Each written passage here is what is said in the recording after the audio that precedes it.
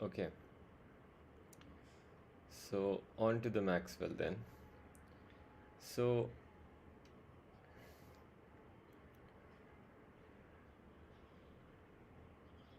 from this, Maxwell basically gave us the idea of Maxwell's right hand grip rule. Okay.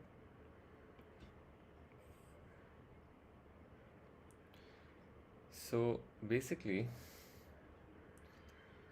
there are three different, in fact, it does two different things, really, two different things. So we're going to look at it. So it correlates, number one,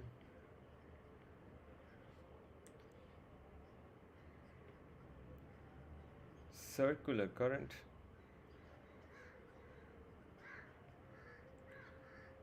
and linear magnetic field, and that is possible when basically you put it inside, basically you make a solenoid.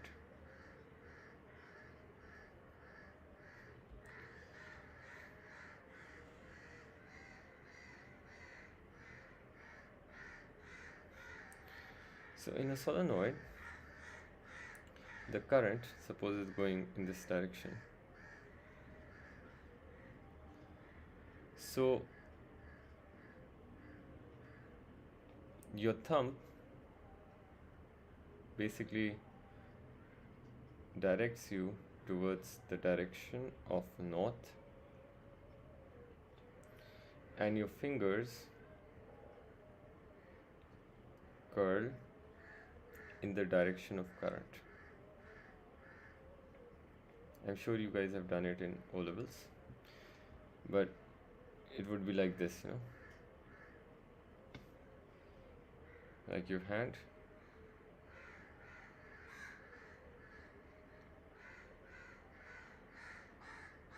and your fingers. Okay, fingers would be like this. Okay, so this is the back of your hand, so it goes like this. You can try it if you want to. This would mean that here you will get a north and here you will get a south, and within this solenoid the field is parallel. Is it clear? And linear.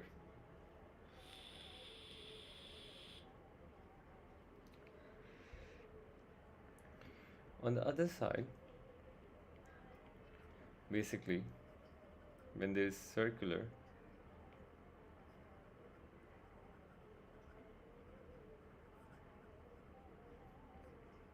magnetic field and linear current. So basically, suppose you're looking at a plane,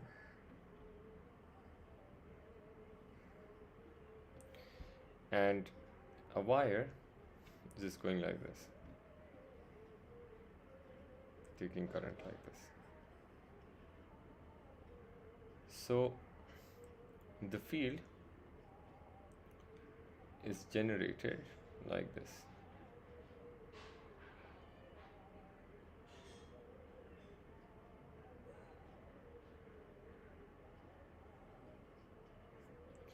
So the field is like that. And how do I know this? Because now your thumb is going to show you the direction of current,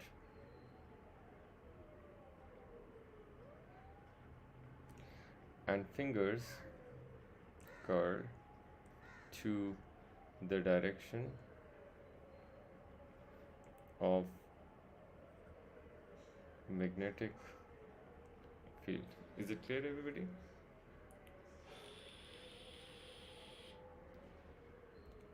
So naturally you can make your hand. So here's your thumb and these are your fingers.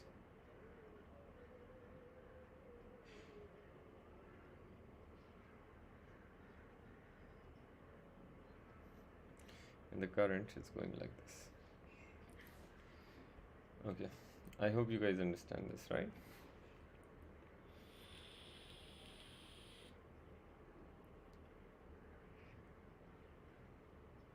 Okay, now, so this would basically mean that you just need to use your, like in the circular current, you use fingers to show the direction of current. In a linear current, you just use your thumb. Okay. So Suman, Gatika, Fatma, Aman, everything is clear? Yes.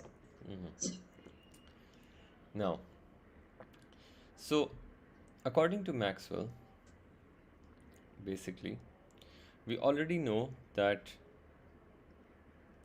the magnetic field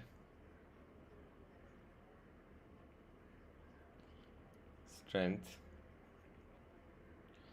is inversely proportional to r distance, right? Okay. And now let's try and change things a bit, okay? Just for your own, So this time, let's try sending current this way, downwards, okay? So now your hand will be like on the other side, which makes this field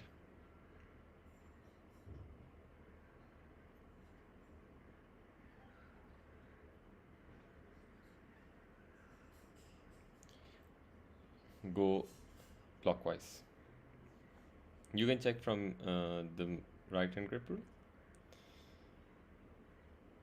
And this from the center here to here, this is the distance r. Okay, we're taking it. Now I just want to tell you there's nothing, you can really you don't really need to do anything. Just I want to tell you that because the magnetic field itself is directly proportional to how strong the current is. So the magnetic field, and it is inversely proportional to the um, distance from which you're looking at, from the center towards outwards. So this is a small derivation. I just want to show you this. Now if you combine these two, then you're going to get magnetic field strength is proportional to current over the distance from the center. And now you can basically remove the proportionality to put a constant k, where I just want to tell you this k is equal to mu naught over 2 pi. And what exactly mu naught is? Mu naught is equal to 4 pi times 10 raised to minus 7 Henry minus 1. So Henry is not in your course, but the constant is, so you just need to remember this. You don't even, yeah, you need to remember this. Okay. And this is permittivity of free space for magnetic field. Okay, so we have done permittivity of free space for electric field. This is permittivity of free space for magnetic field. Now, if you combine all this together, basically you get the main formula, which is magnetic field strength is equal to mu naught I over 2 pi and r, like this. Is it clear?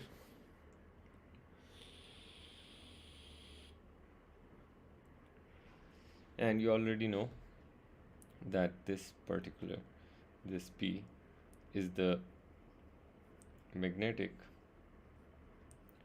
field strength in Tesla. Okay. And what else I did not mention? Okay, Tesla.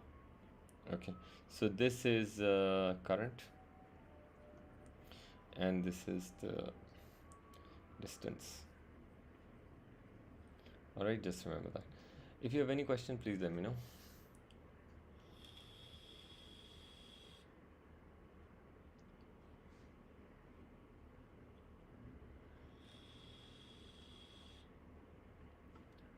Now, I'm just going to write two notes here, very important, and I want you to basically focus on that.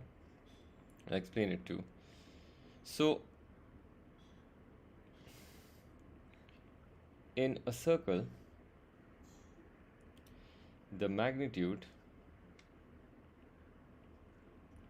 of magnetic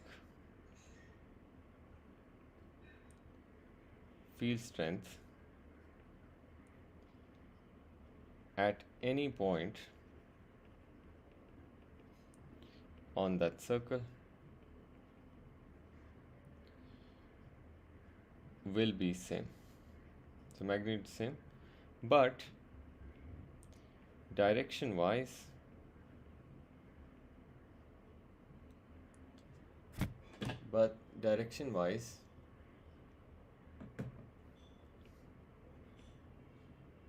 it will be different, and the reason for that is the direction in this is tangential. Okay, so tangential direction means, I'm going to show you in a bit, right?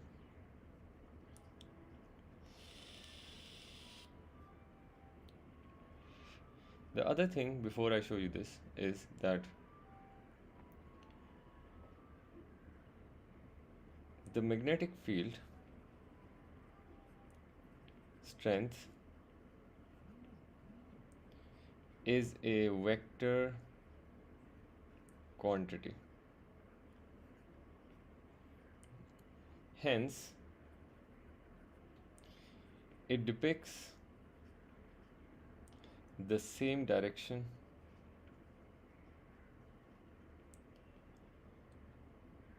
as the direction of magnetic field line.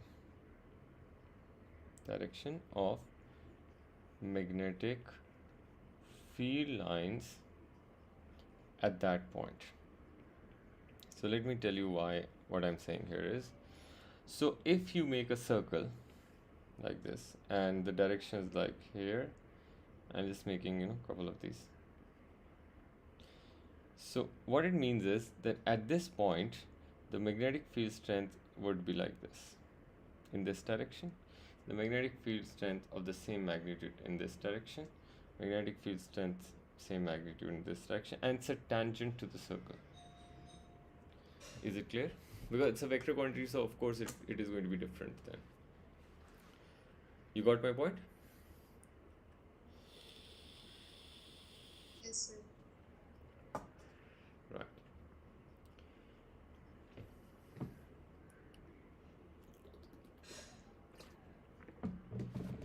Okay. Now,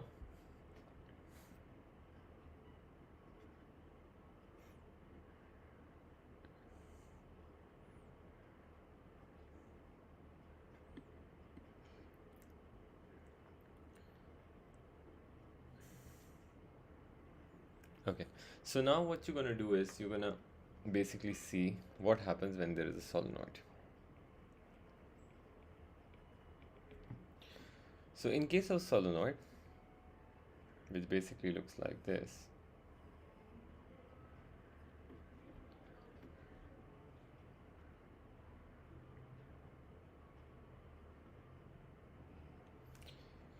so you guys need to know a couple of things here. Number one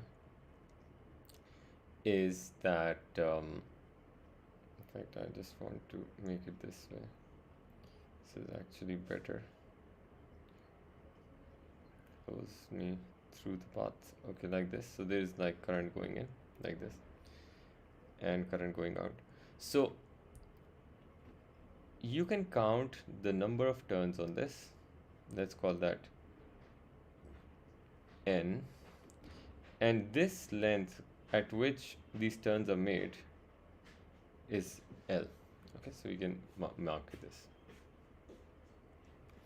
So first of all, I would like to tell you that the more number of turns per unit length,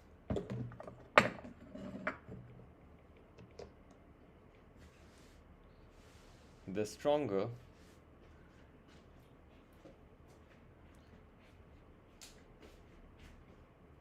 the magnetic field strength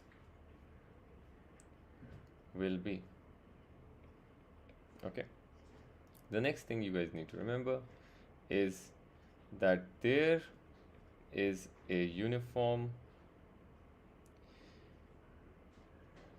magnetic field inside the cylinder, and that's what I just wanted to tell you, right?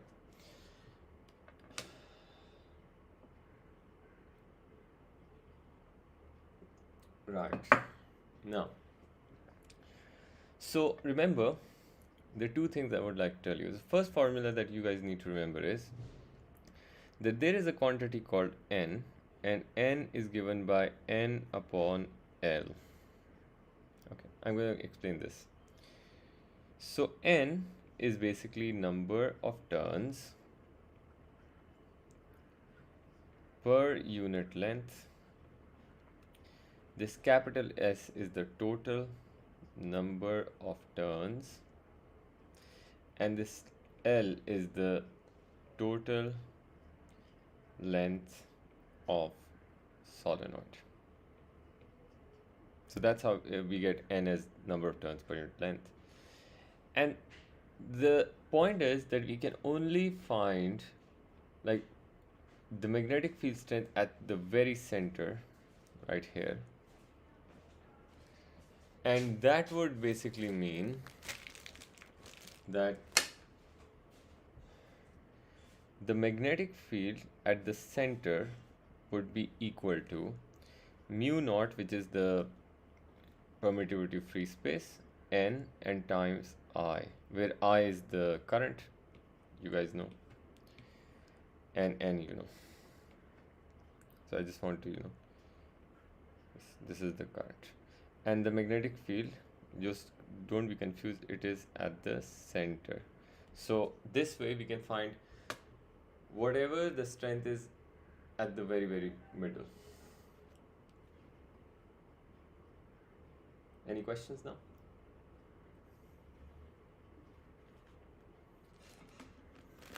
Okay.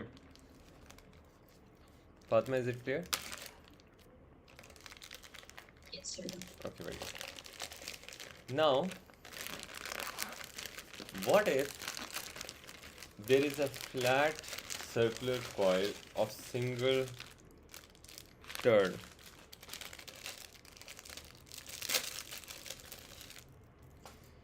So flat of single turn. So what I mean by that is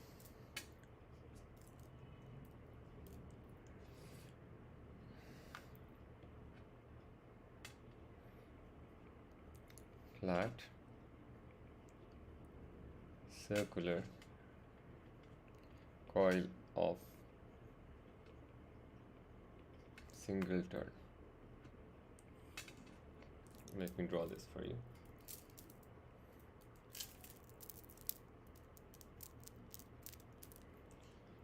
So here you have the, now I need to make it bigger.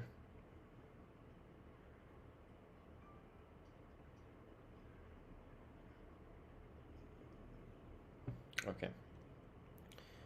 So there is a wire that goes in here and then goes out and then goes back in. So the current is like this.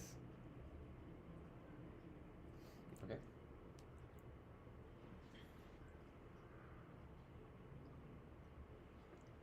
So for this one, I just want to tell you that in reality, when you draw the magnetic field, this will be like this, anti-clockwise, as we've seen just now. And for this one, it is going to be clockwise.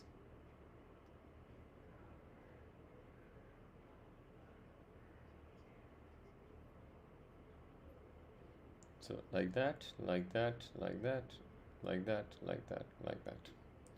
And here anti-clockwise. So if you check in the middle, basically these two fields are moving in a similar direction.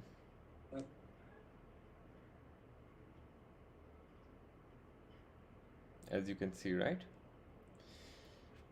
So we can actually find the magnetic field at the very center here between these two. We want to do that actually. The equation, you just need to know the equation here. That is, the magnetic field at the center will be equal to mu naught I over 2R, where of course this is the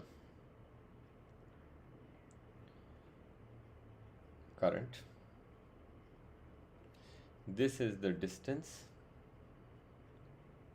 to center, right? You can take it from either field, it doesn't matter, and that's the magnetic field strength.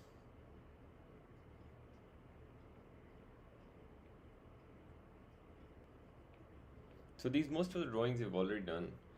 I just want to tell you that in A2 we are more interested in, looking at look at them like this. Any questions now? Please let me know.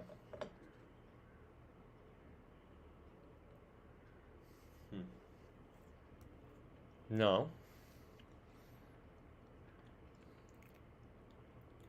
whenever you're looking at linear conductors like that, right? Especially in 2D space. So I just want to tell you, a linear conductor like this is generally drawn in figures because we don't have 3D space actually, only 2D. So if the current is going in like this, and if it's going out like this, right, in the conductor, so usually this would mean, going in would mean that this basically is presented by a cross. Cross means into the page. And if the current is going out from the conductor, so it's a dot, and this is presented as out of the page. Alright, so it means out of the page means it's coming towards you, into the page it means going into the screen or the page. Now there is just a tip, right? If you ever forget, okay, how to use right hand grip rule, which should not happen really, but even then, in any case, if the current is going into the page, you should remember that the field will be clockwise, and then in this the field is going to be anti-clockwise. You can actually check it too. Okay, is it clear? Will you guys remember this?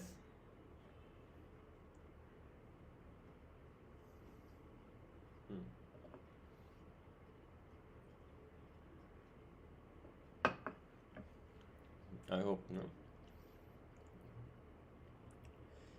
Then we get, basically there's this great scientist, his name is Fleming's, and you might remember Fleming's left hand rule. Who remembers Fleming's left hand rule? No one. That's not fair. So let me remind you about the Fleming's left hand rule. And we're going to really learn. So Fleming's left hand rule basically look like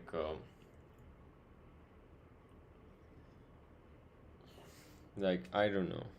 Let me try and make a drawing for you. So it was like your thumb was like this, your index finger was like this, and then your middle finger used to be like that. Do you guys remember this? Yes. Oh yeah. That's Fleming's left hand rule. But we also need to learn what is exactly how this rule came into being. I'm sure you never asked your O-level teacher about it. Then why are we using this rule? Oh no. Wait a second, please.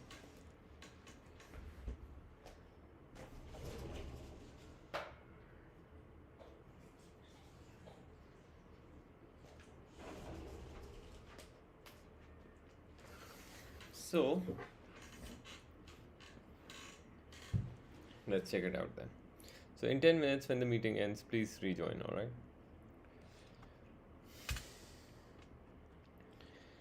So, suppose this is the north and this is the south. And within this, you got a conductor that's going in like this, taking current inside like this. So the current is going like into this, okay, like that. So in reality, I'll just write it down for you as well. So suppose if a wire is placed in a magnetic field, so what's going to happen is, if you go look it from the front, so it would seem the north is here, the south is here, and the wire is basically taking current inside. So I'm going to make a cross here, because we just learned that when it goes in, we make a cross into the page. Now check this out. We have learned in the very start and beginning of this chapter, the magnetic field goes from north to the south.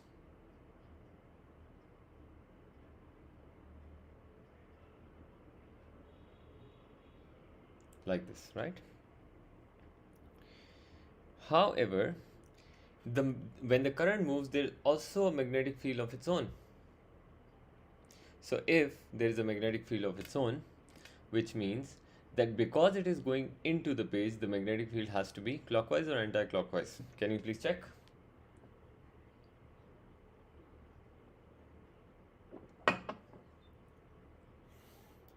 Yes, please. Clockwise. Very good.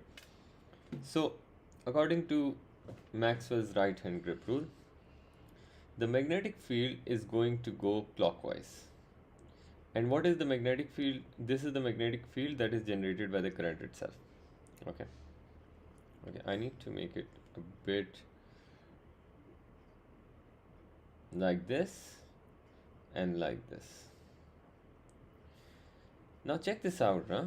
Because of the clockwise direction, the magnetic field would look like this. Now interestingly, on the top it is going to go like this, and on the bottom it is going to go like this. Okay, so now there are two fields that is being generated inside. So because of these two fields, there is a clash between two magnetic fields, and so an increasing magnetic field strength happens. So an increase in magnetic field strength happens.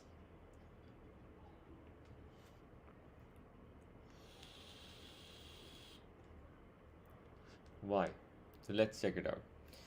If you look at the top of this, you might realize that basically the direction, oh my god, basically the direction of the magnetic field of the permanent magnet is the same as the direction of the field right in this section on the top. And if you look at here, the direction of magnetic field at the bottom and the direction of magnetic field due to the current, they're opposite. Do you guys see that?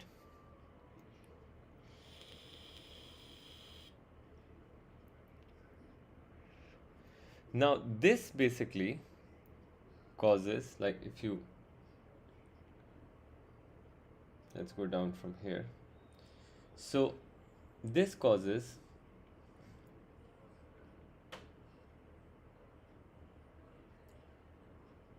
a high flux density above the conductor,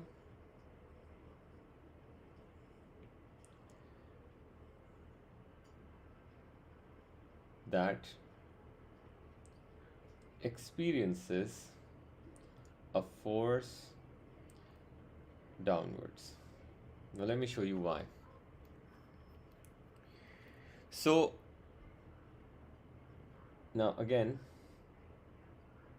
this is how our original drawing looks.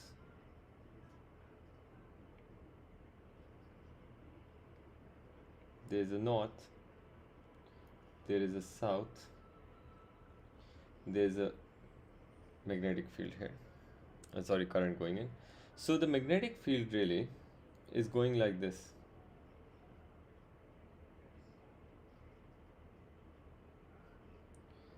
And the reason is, at the top, the magnetic field was not actually against each other, but it was like going in sort of a unison. Do you guys understand this?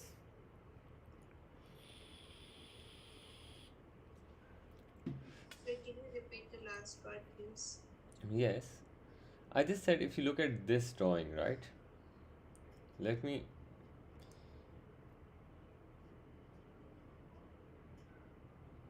show you this again. Okay. From here you will understand, like drawing again. So this is the current, right, Gatika? The original magnetic field is going like this. You agree? Yes, sir. By original means the magnetic field due to the permanent magnet itself.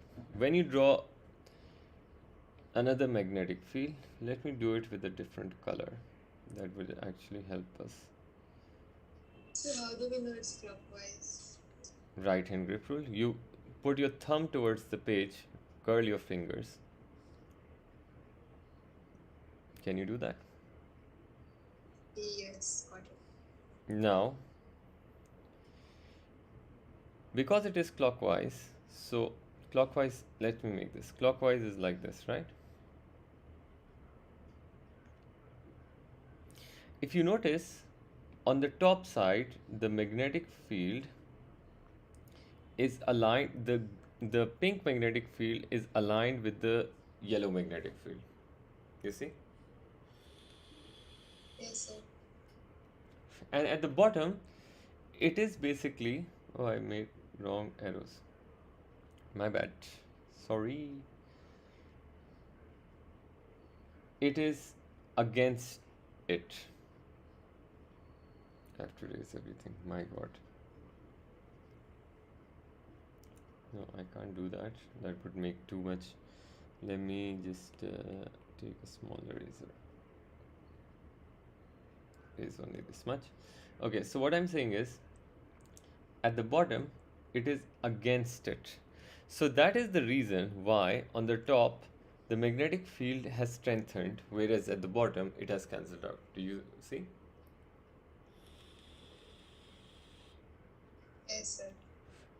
Now, on the top side, like here, I could say two things about it. Number one, there is high pressure of field. and high concentration of magnetic field lines, right? As you can see. Now, okay, that's too small. I didn't realize I was like zoomed in.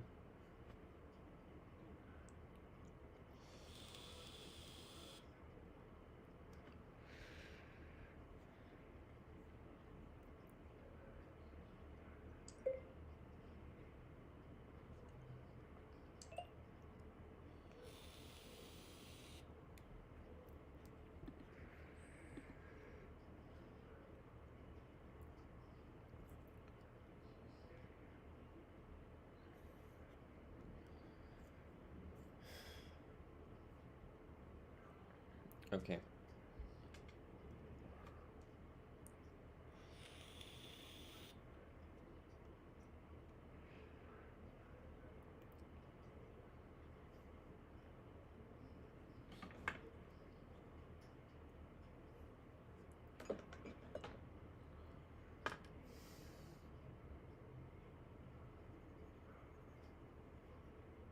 So what I was saying was, I was saying that this part has high pressure, and that is the reason because it has high concentration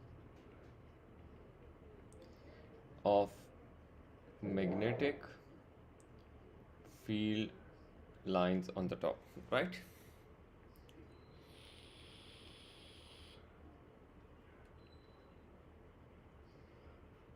Whereas if you look at the bottom, right, bottom side, you will see two things. Number one, there is a low pressure,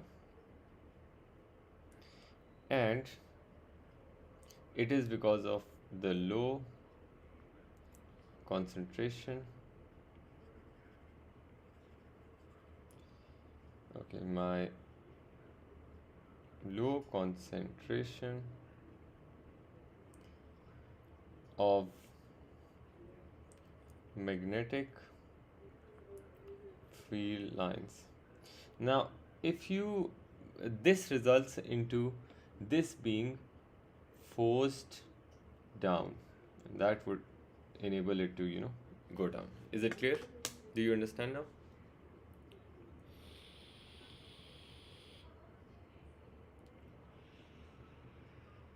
Okay. Now that is why we have the Fleming's left hand rule, because the thumb shows you the force, the index finger shows you the current,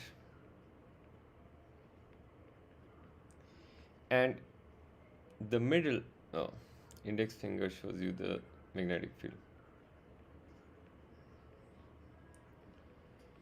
and the current is shown by the middle one. And now you can try it as well. If you put your index finger towards the page, and then towards south, and you turn your hand so that your middle finger is just pointing towards the cross, so you'll see your thumb will be downwards, and that will cause the same way it shows the force is down. The reason of this is what I've written. If you have any questions, please let me know now.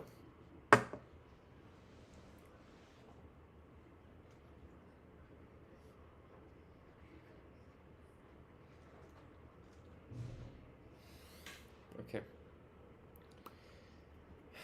So isn't the thumb gonna point upside?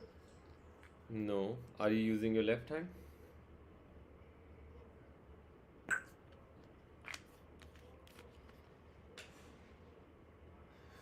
You gotta use your left hand. So Sorry. index finger towards south. Can you make a gun, please? You know how to make a gun? No. You don't know how to make a gun? Like this?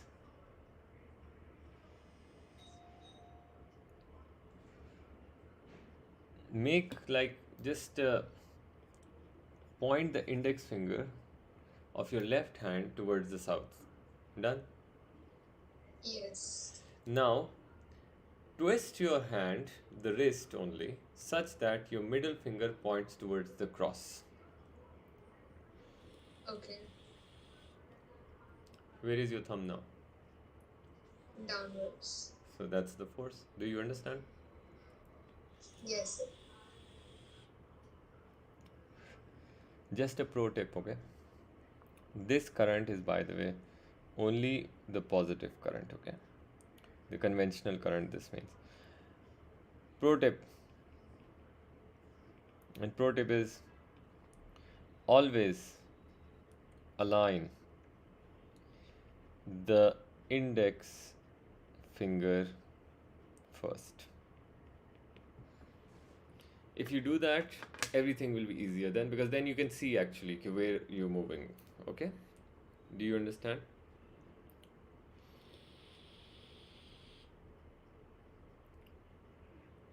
So I hope today you guys understood that how Fleming's left hand rule really came into existence, right?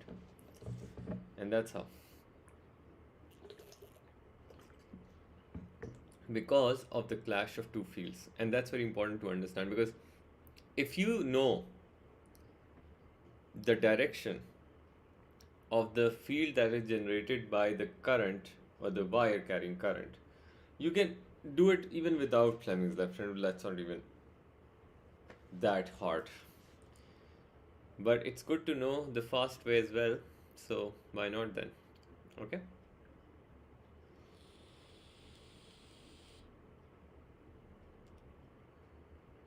Alright.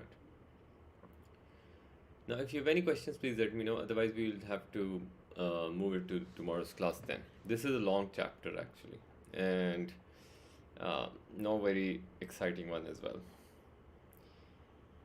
That's alright. We're gonna deal with it too, like we have dealt with so many others. Okay. So I will see you then tomorrow, same time. Bye. Have a nice day.